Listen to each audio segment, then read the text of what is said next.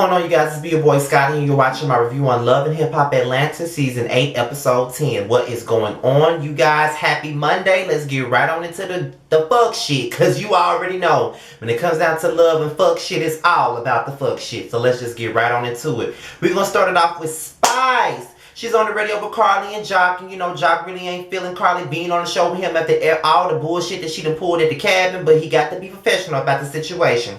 So Spice is talking about her brand new single, which was called, I forgot what the name of it was.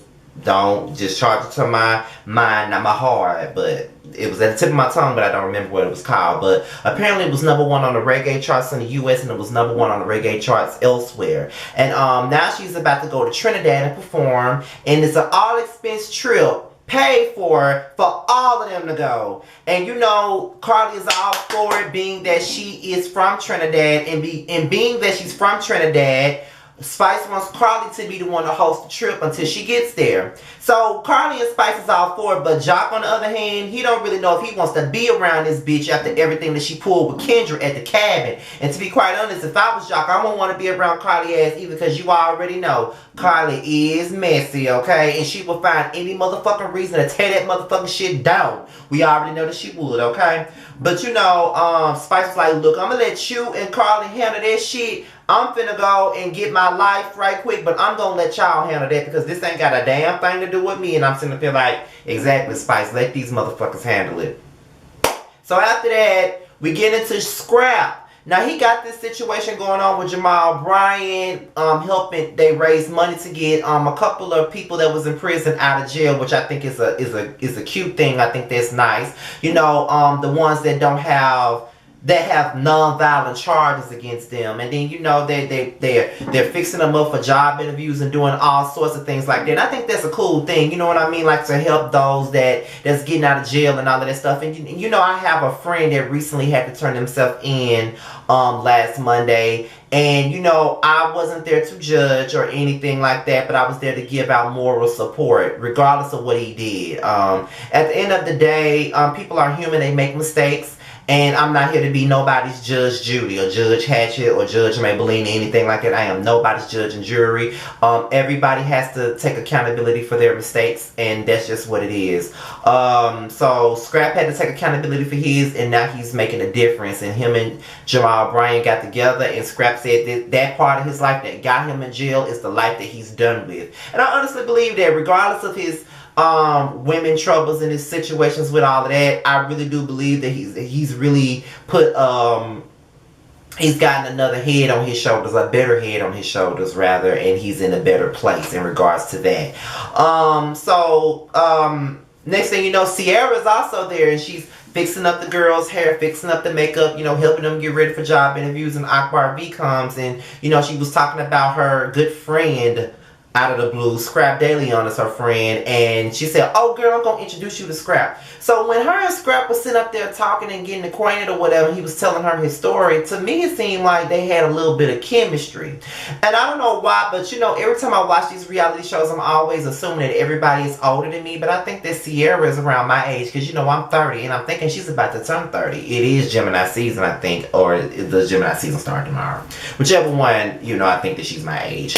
But, they was telling each other, he was just telling her story, and she was just, you know, mesmerized by his story and all of that stuff. So I'm like, okay, he probably trying to get with her on the slick. Who knows, you know.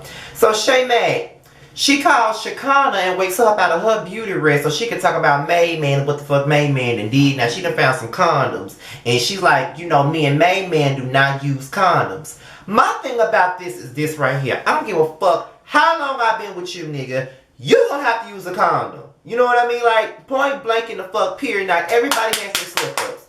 Everybody has had their slip-ups. And for me, being sexually active since I was 20 years old, I have had slip-ups. Like, I may have had like 3 slip-ups with that situation and not using a rubber. And you know, it is what it is. I make sure I'm tested. I make sure that I am negative every time. You know what I mean? But I am the type of person. But after those 3 times, I'm saying, you know what? I'm not gonna do this shit no more. Like, I'm not gonna let nobody run out with me. I'm not gonna run out with nobody else. It's not good. And I don't care if you're in a relationship with somebody for how long you need to use protection, and that is just my motto. And you know, when you're young, you're careless and you do certain things, but no, at the age of 30, I'm not trying to take no motherfucking chances with nobody, okay? I am all about using the rubber.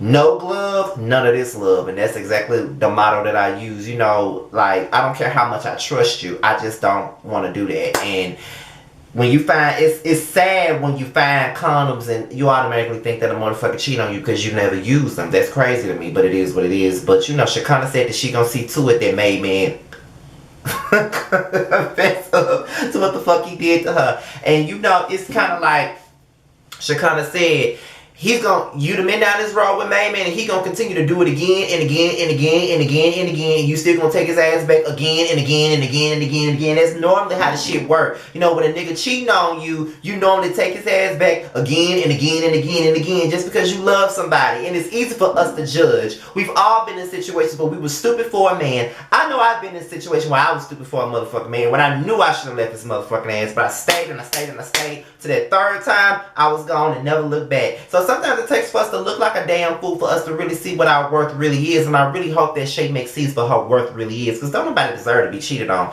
And don't nobody deserve to constantly keep dealing with the cheating. And a lot of the times, women believe that if they have a piece of a man, they are fine with having a piece of a man than not a man at all. And sometimes we need to stop doing it. Some of us really believe that a little bit of something is better than nothing. I was one of those guys that thought that a little bit of something, a little bit of a man was okay than not having a man at all. No. I know I learned my lesson for all them years. I'm a 30-year-old man and I know what the fuck I want and what the fuck I'm looking for. Cause I've been around enough to know just what I want. Please. Not gonna happen. So, Kendra and Jock, you know, Jock was basically telling Kendra that Spice, well, no, Kendra heard it on the radio that Spice invited them to go to Trinidad, and Kendra was like, hell, at this point, I want to go to Trinidad. I ain't never been to Trinidad. I want to turn up.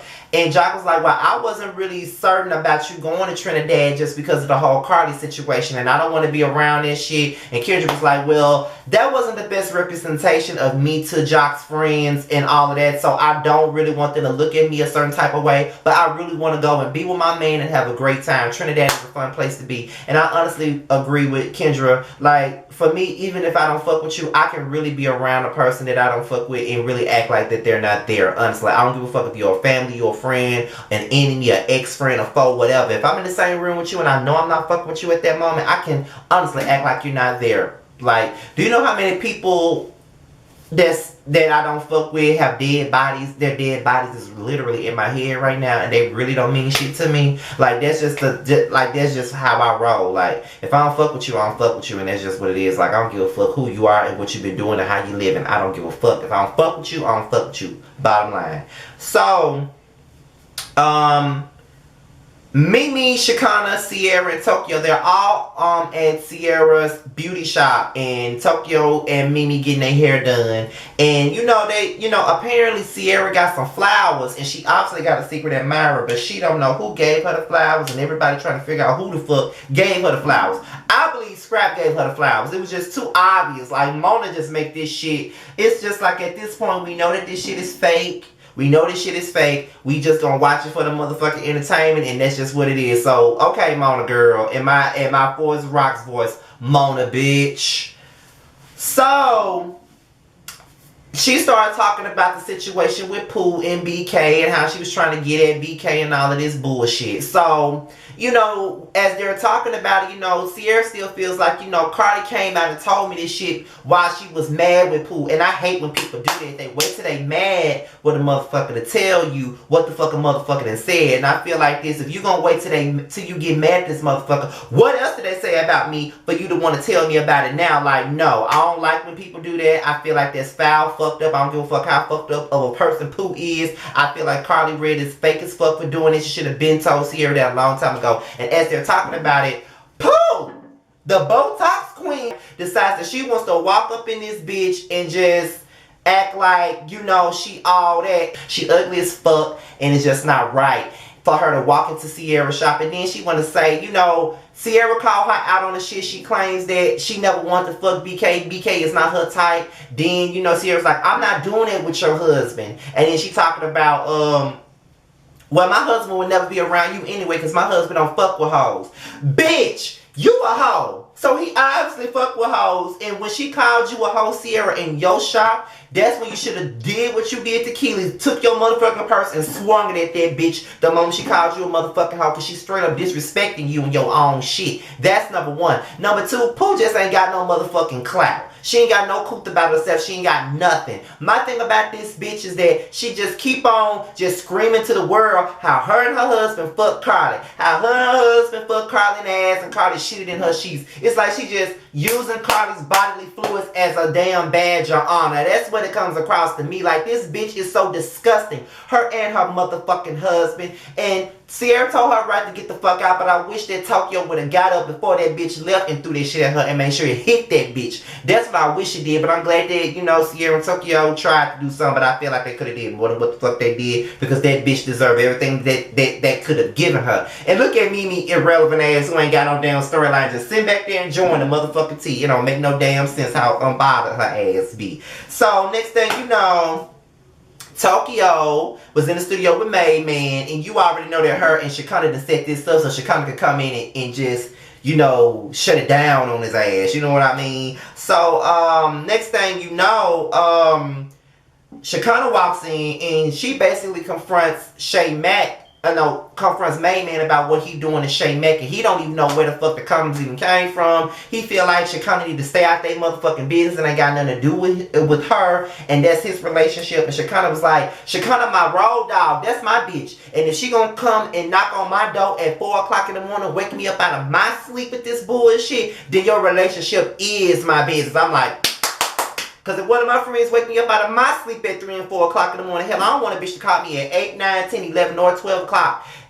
After 12 is the time I'm going to talk to you on the phone. Do not call me before 12 noon. It better be urgent. Somebody better be dead. Somebody better be injured. Somebody better be something for you to be calling me that motherfucker early in the morning. So I get it, girl. You going to call me that early? That's my relationship too, bitch. You better see to it that. You better see to it, okay? You better see to it that you don't fuck this bitch over again because I'm going to come back to your shit again. Point blank. So next thing you know, Carly and Mo, they all in a happy place. They trying to figure out what they want to do with a house. And, you know, she wants to leave something for her daughter or whatever. She plays a recording of her crying to Harem about all the stuff that Pooh been saying in regards to their liaison or whatever the fuck you want to call it, okay? So, basically, she said that Mimi invited her to a cocktail party to mend things with Pooh, and it's like she just walked into another batch of drama. And Mo was like, you just need to stop worrying about what people say. It really don't matter. And that's my thing. Like, Carly, if you fuck the woman and her husband and got fucked up your ass, it's okay. It happens to the best of us. But at the end of the day, just fuck it. Stop playing. Stop even entertaining these conversations, these meetups that Mimi trying to pull. Just don't even entertain it. You don't want to fuck with that bitch, and that's just what it is. You ain't got to fuck with her. So Pooh wants to bring Mimi out for dinner to confront her about what happened at Ciara's beauty shop, and she wants Mimi to apologize to her for not having her back. What the fuck is she apologizing to you for about not having your back when you walked your ass in there uninvited, unannounced to talk your bullshit? You claim that you came up in there to solve whatever issues that you had with Ciara, the Botox princess. But you, Botox queen, want to come up in that bitch and act like you better, you big and bad, and you not. You a disgusting ass bitch. And your husband is just as fucking creepy. Both y'all are creepy motherfuckers. And if Carly really did fuck y'all, she is crazy and must have been out of her mind on ecstasy pills and some motherfucking alcohol all at the same damn time to fuck both of y'all. Because I just couldn't see you. Like, bitch, your face look hard as bricks. Like, it look like it's stiff and it don't even motherfucking move. I just can't deal right now. And then Mimi want to invite you on a motherfucking trip. Like, why are you inviting her on a trip? Why are you inviting? Why are you inviting her on somebody else's trip? You know don't nobody fuck with Pooh, and you want to bring this bitch on a trip. It ain't gonna work. Then Harem tells Pooh about his conversation with Carly and how she tried to get him to apologize and admit that something didn't happen. But Didn't he admit that the shit didn't happen on the recording that Carly got? So what is it? Like, what y'all got going on? And, oh, you my sexy wife, and then here she go, we got some things to do after this is over. I don't want to know about y'all things to do. I'd rather hear about how Mimi, and I'd rather hear about how Stevie J is fucking Faith Evans down before I sit there and listen to what the fuck you and Harem got going on. Like, don't nobody want to hear that. So, Sierra tries to bring Tokyo and Spice together. Tokyo really ain't with it, but she gonna do it because her sister told her, you know, let's just get it together because I'm friends with all three of y'all. Akbar and Tokyo kind of moved past their shit. But Spice and Tokyo ain't moving past it. And Spice and Akbar ain't moving past it. So, it's kind of like Akbar got this aura about her like she's some queen of Atlanta when don't nobody really know who the fuck she is. Nobody knows who the hell you are, bitch. Nobody.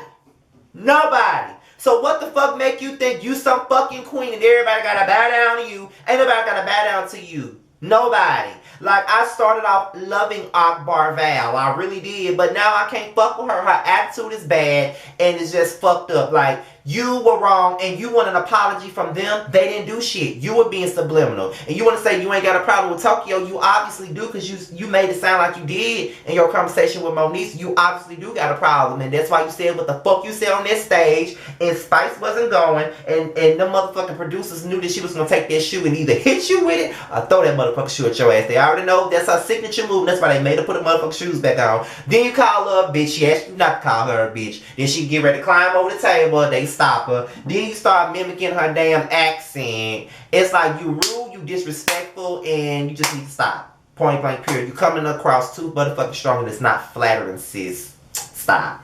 But with that being said, and then after all of that, she told Sierra, fuck you too, bitch. What the fuck Sierra do? Like, that's the bullshit I'm talking about. This bitch is way too defensive and I can't take it. But with that being said, you guys, this is my review on this tonight's episode of Love and Hip Hop Atlanta. Be sure to like, rate, comment, and subscribe. Be sure to share this video and follow me on Instagram at Scotty_by_nature. Until my next video, I'm out of here, you guys. Peace and blessings.